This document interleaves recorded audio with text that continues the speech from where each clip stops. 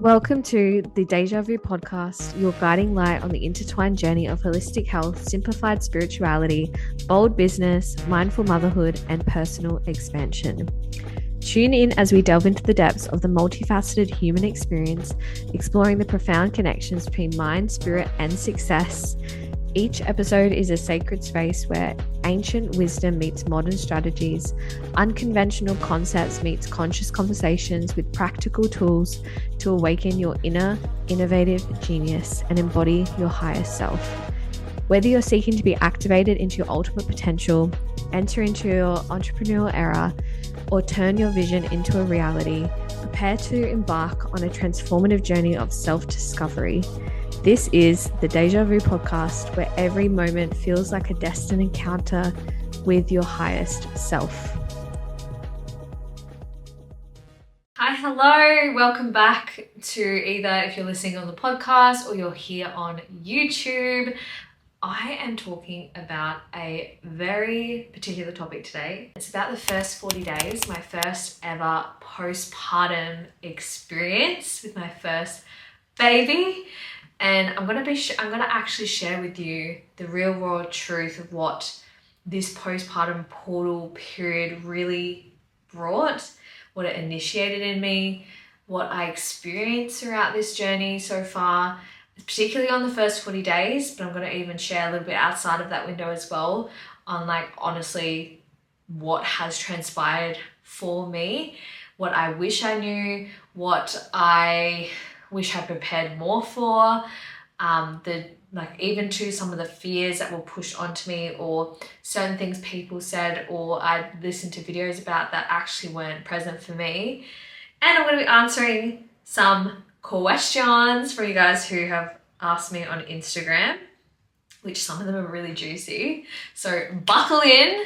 We are going to get raw and real here. I called this podcast the Deja Vu podcast. I originally started as the Divine Discovery because that's where my journey was, and that's what the name and the entity, I guess, that I created for it. And as I've evolved, as how my business is, how my YouTube, the podcast has evolved, the Deja Vu podcast made so much freaking sense to me because number one, I'm utilizing my name, which has its own energetic frequency, and I was given that name at birth, and there's a reason for that. The deja vu really means to experience something where you're like, whoa, I feel like I've experienced this before. It's at that moment of a remembrance. Really, on this podcast, and if you're watching on YouTube, the link to subscribing to the podcast on Spotify, Apple Podcasts will be in the description. So right now, go ahead and subscribe so you stay up to date with any new episodes. This is the first time I'm posting an episode on YouTube for the podcast. And we're just growing and evolving even more, getting more thought leaders on here, sharing more about more topics. Very versatile, but it's all around self-discovery. It's all around actually remembering who you are and why you came here. That is a side note. If you love this podcast, love this YouTube video, make sure to share it with somebody that you know who you feel like, oh my gosh, maybe they're another mum preparing to be a mum, or maybe they are pregnant right now and they're about to go through postpartum. Send them this so they can actually prepare mentally, spiritually, emotionally for that period, because it's such a pivotal point in a woman's life is postpartum. And I know for a fact every single postpartum experience, whether you have multiple children, every experience will be different for you and will expand you and your capacity in new ways. It's a whole nother thing. Postpartum. I went into postpartum thinking, oh my gosh, okay, I need to make sure that I have meals, although because I thought I would have way longer, I thought I was going to go over my due date, but I went smack bang on my due date, 39 weeks and 5 days. And I didn't prepare much food at all. I did, however, set the foundation and the structure to have a meal train with those in my closest community who I trust and know and love, and really wanted to maybe to gift me wholesome, nourishing food, which was great. And one thing I wish I did was to actually extend that to get that support for a longer period of time, because I feel like I got that support very in the early days, but I actually needed it almost like beyond 6 weeks, or needed the extra support beyond 6 weeks, because when I was in the early stage, yes, I was like in bed, like I was in bed for the first month, like pretty much in bed, not going anywhere.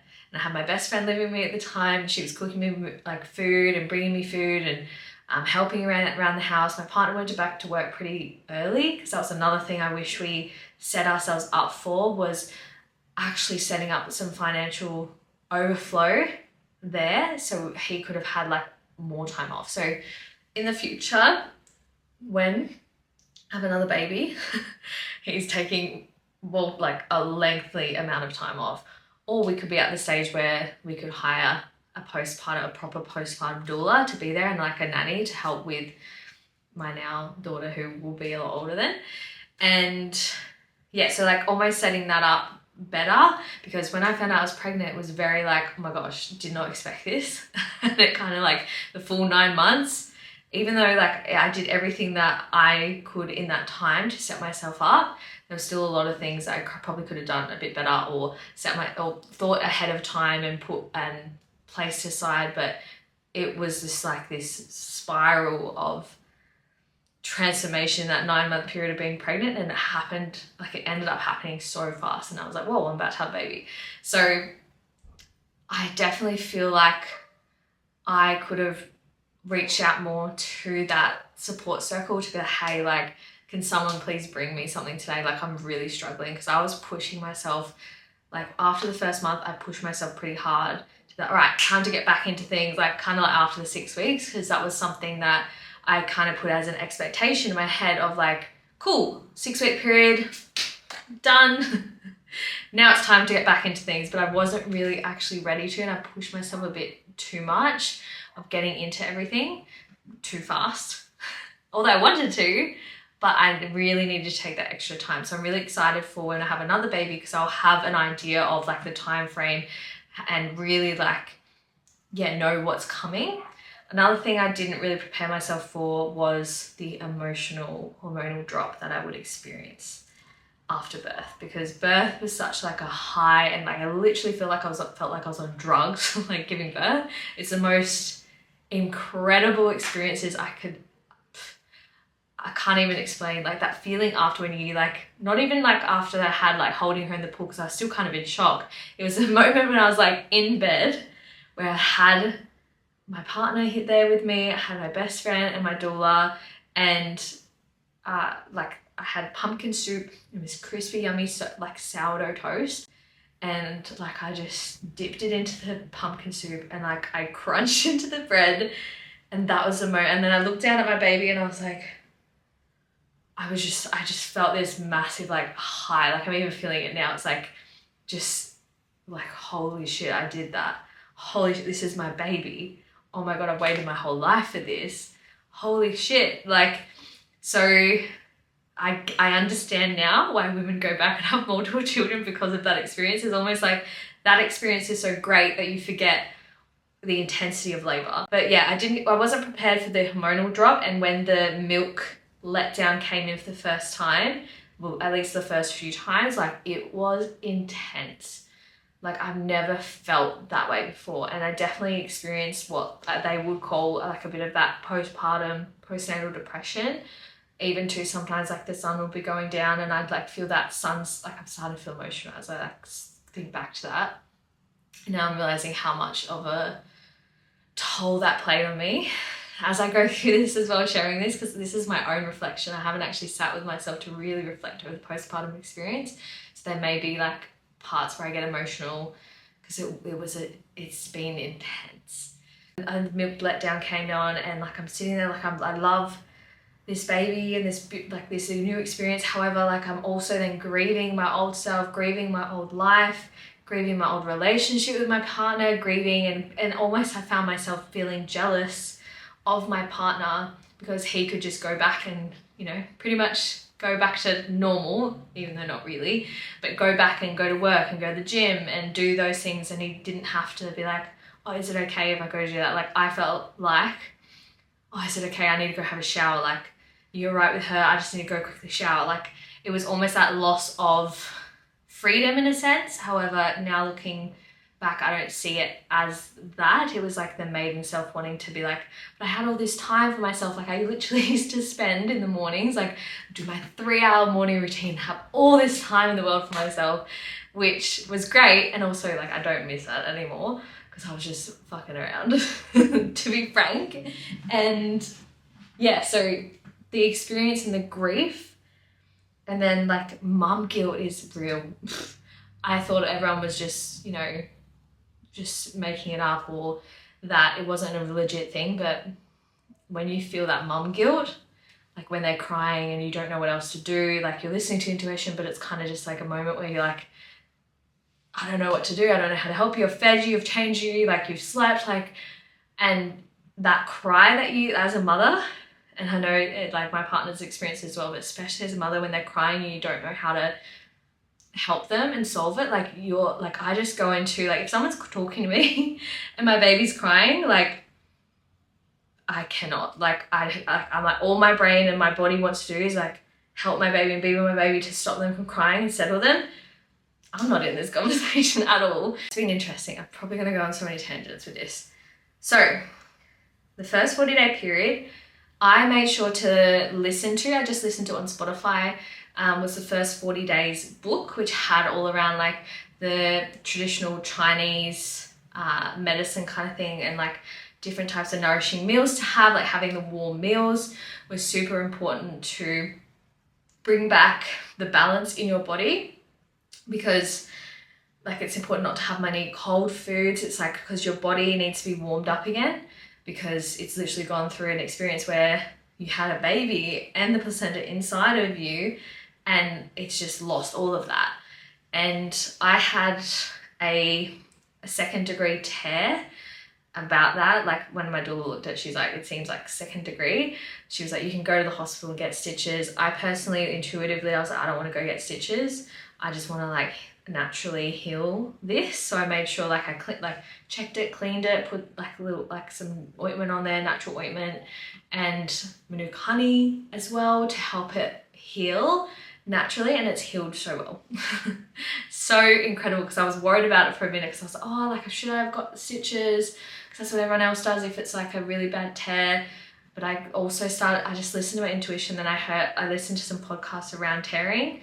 I think it was like the Great Birth Rebellion podcast, and it just made so much sense why I did it, because there's so many nerves down there, and essentially like going in and creating more little mini cuts, really, like because you're stitching it up. Like I just didn't want to do that, and I wanted to allow my body to do what it does naturally and heal naturally. So that's something as well for the next baby, to do some more research into how to prevent tearing, because like towards the end of my labor, everything just went so fast that it just, something else took over. Whereas there's ways to be able to reduce that as well with tearing. Yeah, and another thing I did a lot of in my postpartum period was I went to journaling a lot to really navigate what I was feeling, navigate what I was moving through. Anything that came up emotionally, I allowed myself to just feel it. Like there was times where I was like, why am I feeling like this? Why can't I feel good? Like I feel lost in myself, like blah, blah, blah. But I just feel like, no, Deja, like sit with the emotion. It's coming up to be felt. Allow it to move through you. Don't attach any labels or any reasons or purposes to why this is coming up. Just sit with it and be with it and feel it. I really made sure to open myself up to receiving support. So whether that was emotionally, whether that was like someone just sending something at my door, like I really worked on prior to that to really opening myself up to receiving, because I feel like there's a lot of women that reject or energetically block themselves from receiving because they don't feel worthy. Especially I see a lot of mothers do it, and they're constantly like, I got to do it all, I got to do it all. I'm the default parent, I've just got to do it all. No. And that's another thing, like I 100% need to, like hands down, like if you have a partner with like on the journey of becoming a mother in that postpartum period, like as a, like them as a dad, they need to figure out how to become a dad. They're going through their own initiation process as well. Yes, they need to freaking support you in your journey as a mother, and because you're holding a lot and you've just been through the most intense experience of your life. And also they're going through their own initiation and journey too. Please do not dismiss that as well. It's just a point I wanted to make. But there's a few times where like my partner Leslie was soothing like our daughter and like doing things, and I would have to stop myself because there was this controlling part of me of like, no, don't do it like that. No, that's not how you do it. She's not going to settle if you do that. Like, and I found this part of me just like wanting to control and manipulate and criticize him on how he was doing certain things. But I was like, no, like I caught myself, there's a couple times I did, but I caught myself and I clocked it that no, like I need to let him figure out how to dad and how he's going to show up as a father, and let him do it in a different way, even if it's not how I want to do it or how I think he should do it. So that was a really key piece of like letting go of control. And I voiced him too around the jealousy that I was experiencing. And he was like just don't ask, and like don't ask permission when you need to go shower. Just like if I'm there, like just tell me you're gonna go have a shower, you're gonna go do this. Can you just take her for a minute? He's like, don't ask, just do what you need to do. And he was very like wanting to be solution focused, but then also there for me. And yeah, really wanted to make sure like, well, if you do, like if you want to go back to, you know, he was like, if you want to go back to the gym, we'll make it work. And I was like, it's all right. I'm just expressing how I'm feeling. I'm not ready for the gym just yet. This is like, I think at the 6-week postpartum part, I don't know, all kind of feels a bit like a blur. I also got my period back. I think it was at the 7 weeks postpartum, but I was not expecting it. I was like, whoa, my period's come back this soon. I got told that it won't come back because I'm exclusively breastfeeding. Like, why is it like here already? And also I took that as a sign that my body's doing what it needs to do. It's healing, it's regulating again, my cycle's coming back, how cool. And I took that as like, a sign that everything was going really well. And yay, that I get to cycle sync again and work with the energetics of my cycle and eat with my cycle as well. Because I do cycle syncing, which helps myself so much. If you haven't looked up cycle syncing, look it up, life-changing. And the first, like, the amount of period pain I got, and like I got like flu-like symptoms. I felt like I got hit with a ton of bricks, and that was the first inkling of like, I do not feel well, but I still need to show up as a mother. Like previous to that, I could just, you know, go and sleep for hours or, you know, just clock off and not have anyone relying on me. But I was like, no, I still have to show up as a mother. I can't just, all right, I'm out. Like I can definitely lean on support and all that, but she's breastfed. So, and there was a lot of the times too, like I didn't expect, another side note, didn't expect how much my nipples would hurt going into breastfeeding. Like I got such painful nipples, like I got the Silverettes nipple cover things. They helped heaps, and also putting my breast milk in into a bottle so my partner or my best friend at the time who was living with us could feed my daughter to give my nipples a break, but I didn't expect that. Didn't have any issues breastfeeding in terms of latch and all of that. That was all good. Yeah, the pain that I felt and how annoying it is when you leak milk. Like I was leaking so much and like lots. Like I had to constantly be like, well, there's milk all over the couch now, and like it's spraying everywhere. So that's been interesting, but it just blows my mind that the fact that my body can produce milk, like nourishment for my baby, and it's balanced out now. I don't get like leaking anymore, and I generally thought, is this gonna ever like stop? Am I just gonna leak forever and all my clothes ruined? No, it stops. It's okay. I'm gonna go into the questions because it's gonna prompt some more things. So the first question I got is, how did your relationship with your partner change, and what did you find the most challenging? There's a lot I want to speak on this, and there's a lot I also want to keep private for our own relationship and possibly share in the future, but because it's still so fresh, I'm not ready to share it just yet. But our relationship has changed. Like it was almost like this period where we went through the birth portal and then came out the other sides, and we were like, whoa, we're parents now, but like we're not quite we're still kind of our old selves, but like not quite landed into like the parent role just yet. And it felt a bit icky and sticky to start with. However, I feel like we definitely journeyed a lot during pregnancy that initiated us to then step into where we are now. But it has allowed, like becoming parents, it has allowed us to become way more communicational, way more honest with each other, way more intentional with the time that we do spend together. Like we've had some intentional dates and things like that. And we've also been so,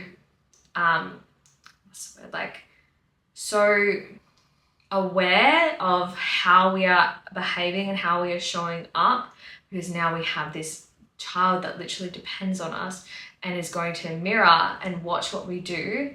So it's like we have become so much more mature in ourselves and in our relationships. Like we've reached a new level. It went through like the sticky part, because we're about to be like, our 7-year anniversary is the end of this year on December 24th, because we got together on Christmas Eve after we came back from Vegas and where we met. And so it feels the timing of that feels so just funny and like synchronistic of the fact that we're about to go into a 7-year cycle, of 7-year completion cycle, where, because every 7 years is very pivotal in terms of anything, relationships, business. Like there's like this 7-year cycle, and then it's like almost like then you start like this new cycle. And in numerology, collectively, we are in a number 9 year this year in numerology, which means that numerology, in that sense, for number 9 means endings, closures, tying up loose ends. That's what this year is all about collectively. And next year we go into a year 1, which is new beginnings, new cycle, like everything new. So if you've noticed, there's a lot of people breaking up at the moment, or there's a lot of people who are like deciding to quit their career of like a certain amount of years, or they're completely starting on a new chapter of like, or about to end, they're ending something that's been in their life for so long. It's because we're in a collective year number 9. Look into the numerology, it's so fascinating. So our relationship has changed so much in the best ways possible. Like what we were avoiding, hiding behind, or just pushing to the back burner, that's all, like all illusions as well has just like dissipated. All illusions of where we're saying we value something, but when our actions weren't aligning with that, all of that's been like burnt to the ground essentially. And it's funny because I had a psychic reading with one of my friends when I was pregnant, and she was like, your daughter's a very special soul and she is going to burn parts of you and Leslie to the ground. So she is here to burn things to the ground, and it might be things like, yeah, it's like changing things, not physically burn things to the ground. Yes. You know what I mean? Yeah. She's gonna burn parts of you and Leslie to the ground too. She's like so excited about it too. She's like, let me go. Let me breathe fire everywhere. Yeah. Good luck. There's no escaping it. She's going to make you face everything. She's going to be like your little mirror, but just, like not by her doing anything. It's just by her presence and her energy. Like, and the fact like this beautiful, pure soul has chosen us as parents has been like the most eye-awakening awareness of like, we have a fucking big responsibility. Like we've got to nurture this soul and make sure that what we are showing her, what we are normalizing for her, how we are behaving and showing up, like is at the utmost importance, because that is what's going to then lead her into who she needs to be and who she needs to become. So it's been fucking challenging, and at the same time, it's been the most beautiful, expansive experience. We've had to go through the breakdown and like almost like the dark night of the soul for both of us, like the depth darkness, to come out the other side to become who we were meant to be as parents for our daughter. The next one What advice would you give someone to prepare for postpartum support? I would definitely say read the first 40 days, but also acknowledging that it doesn't just stop after the first 40 days, and not like go to the 40 days and be like, oh, cool, it's all done, complete, postpartum complete. I did it, ticked it off. Take the space, because I wish I just like honored the next part of the journey, because I definitely feel like the first 40 days is crucial, and also there's another part to the journey and it doesn't just end there. I feel like when we got to like the 4-month period is when I started to feel a bit more like, even physically, like heaps more better, and like could actually go into workouts like without feeling like I'm just like so weak and soft. And yeah, read that book. Definitely create and open yourself up to receiving support. Create your own circle that's going to hold you postpartum. Your circle of support, like, and being okay with just like reaching out for help, having nourishing warm meals ready for you to go so you can just spend time really like looking after you and baby, like, and reminding your people that you choose, like, the baby's all good because you're the mother. This is, I'm talking to you because you're the person I'm speaking to is about to become a mum. You're the mother, so your partner, your support system needs to support you so you can then show up fully for your baby. Keeping that in mind, so you've got to be open to not being like, cool, I know I can do it, I'm independent. You may be able to do it, but just allow yourself to open up to the support, because it's going to be so much more beneficial for you and for your baby, and just for your healing process, all of that. I would also recommend staying in bed most of the time for your first month. That's basically what I did. Like, I didn't leave the house. I didn't stay in bed the whole time, but I didn't leave the house until I hit that like first month. Like, I didn't go in the car with my baby. Like, I didn't go out, which felt so good for me. And like, I was just in my home portal, in the postpartum portal. What helped you heal the most in early weeks? I feel like I just answered this. Staying at home and prioritizing being in bed for the first month. I feel like that helps so much. And like, I was wearing big like nappies, and I was making sure that I had people giving me, like, not just providing food for you, like they would come in, have it prepped ready for me. I'd have a little table on my bed and I'd eat it while reading a book or breastfeeding, or if I was watching like a show or something like that. So that's what helped me the most, and having my best friend living in with me helped too. I really thought I didn't want people around me for like the first 40 days, but I actually really loved having people pop in, and like, there was definitely times I probably could have just like said no to certain people coming in, or like spread it out a bit more so I didn't have everyone coming in all at once. But I did really love having someone like in the house with me who could grab me something when I needed it, or if I needed support, if I was going through a heavy emotion, who could just be there, listen. Yeah, I think that was really, really important, because my best friend was living with me for the first 6 weeks postpartum, which was heavenly. What was the one thing that you would have liked to know about postpartum that no one told you? Like the emotional side. Like, I did not expect to feel those heavy emotions, and I didn't expect to feel so lonely and so, well, I guess so like weak as well, and so reliant on other people, and so sensitive. Like, I felt so sensitive in like every little thing. Like, so I would definitely prepare yourself, like, if you have tools that you can utilize for your mindset, for your mental health, and making sure that you're having that nourishment during postpartum, because that helps with definitely like reducing the like depressive feelings, anxiety, that sort of thing. But yeah, I wish someone would have been a bit more real and honest with me, like with what the experience postpartum would be emotionally, especially with the milk like when the milk came in, the letdown, that sort of feeling. I wish someone would have told me that. What did you find the most challenging about postpartum? again, emotions. It's nothing really physically. I definitely felt a bit challenging to be patient with myself and be patient with my body. So I just wanted to get on with life and do more things.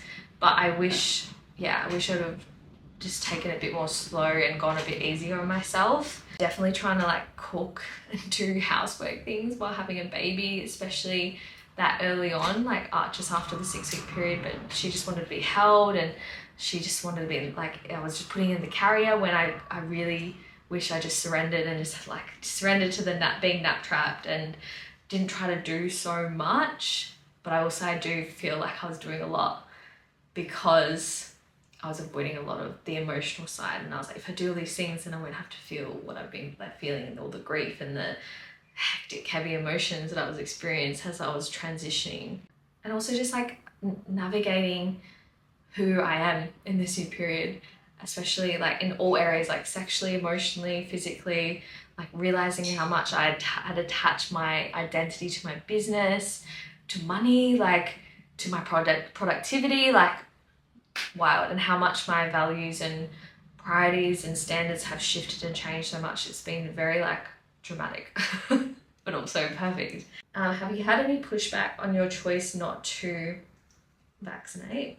How do you handle this if so? I actually haven't had any pushback. There's only been like a comment here and there of like, oh, I bet you're anti-vax or whatever on like a TikTok or something. But I haven't had any pushback from any family members. I feel like because I've been so certain in that decision and I've done my research and I've just been like, no, like it's just no question. Like even if someone said something, I just like, it's none of your business.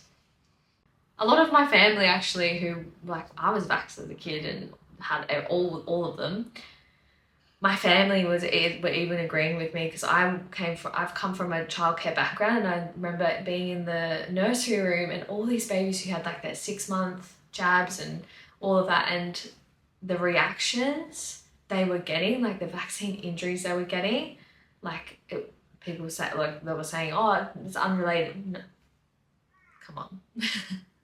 It's definitely related. Like they just had their vaccines like yesterday and now they're having a seizure, an absent seizure, or suddenly they're like, this child was walking, just started walking, and now all of a sudden like they're trying to walk and their legs are all wobbly and they're gonna have rashes. Like, come on. So I feel like because I've been so certain in it, no one's said anything or asked anything. So, but I would just get more certain within yourself so no one questions it. When you're certain in something, no one kind of like tries to challenge you on it. How are you finding the connection back into your sensuality and sexuality so far?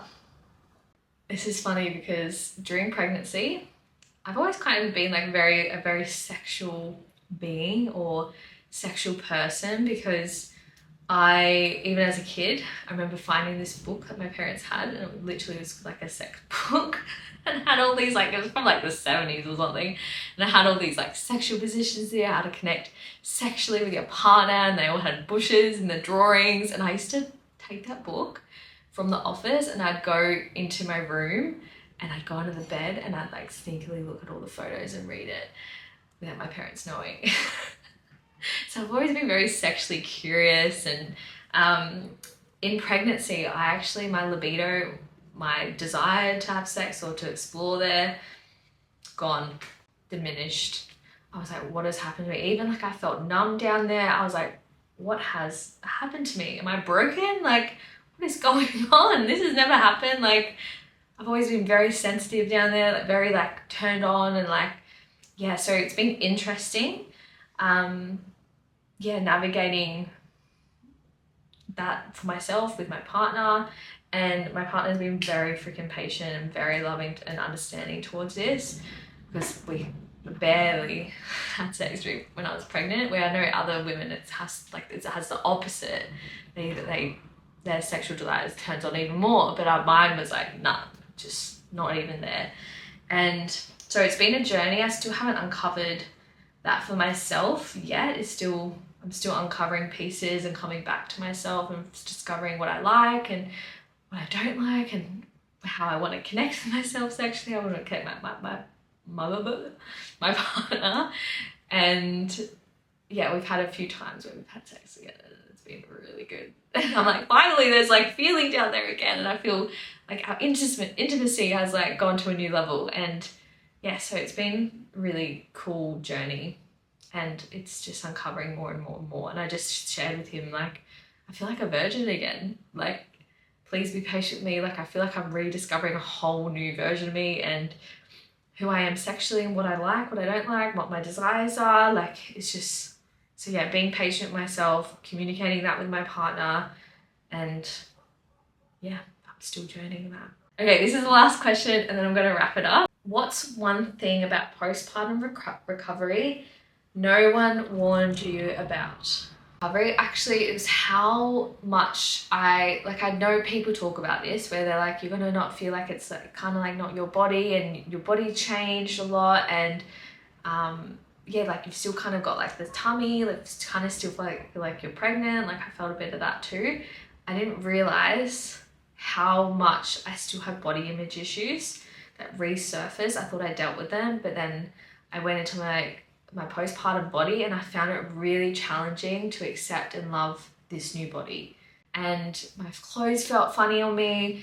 And then I was looking back on old photos of what I looked like when because I was at my fittest, like before falling pregnant. And then it was just this whole journey of like falling in love with this body and really having compassion and love for it, because this is the body that birthed my baby. Like, so I had, like, I was being, like, I could hear all the voices and the self-judgment and the, like, looking at myself in the mirror. Like, I was having thoughts of, like, you look disgusting, like, you're fat, look at your stomach. And I was like, whoa, I thought I dealt with all of this. Like, and it all just, like, resurfaced. And I was like, I think I've been pushing all of this down. And because I couldn't hear it as much because I was I was feeling fit and going to the gym. But it came to the surface when I, came out of being pregnant and giving birth. So that's been a journey navigating that, a new body, and realizing I thought I did all this work on myself, but actually I hadn't. So that was kind of like what no one warned me about, but it's coming out of that, and I've been really, really aiming to be patient with myself and loving myself, while also then like going back into the gym and getting my steps up and eating nourishing food. But also like I am focusing on like fat loss at the moment, and like coming to not my pre-body, but like coming to a place where I feel better in my clothes, but I'm focusing on strength and health and nourishment and rebuilding my body. So that's like my focus at the moment, but from a loving perspective. That is my postpartum experience. There's so many other layers to this. I could go on and talk about this for like 5-10 hours. So if you would love another part to this, to share more pieces, you can also DM me over on Instagram at Deja Rihanna. So you can ask me any other questions about postpartum, about motherhood, and I can do another YouTube podcast around these topics. I'm so excited to hear your feedback. Once again, like share with me anything. My DMs are always open. Sending you so much love. Bye. Thank you for tuning in to today's episode of the Deja Vu podcast. Gift yourself the deepest gratitude for joining us on this journey of growth and self-discovery. Remember, the insights shared here are not just words, but invitations to transformation and empowerment in your own life. If you love this episode, please share it with a friend or on your socials and tag us at Deja Rihanna and at Deja the Designer. Stay connected with us on Instagram and our updated links for more inspiration, resources, and community support. Please give us an honest review over on Apple Podcasts, sharing your biggest takeaways, aha moments, and insights. Thank you for being a part of this sacred conversation.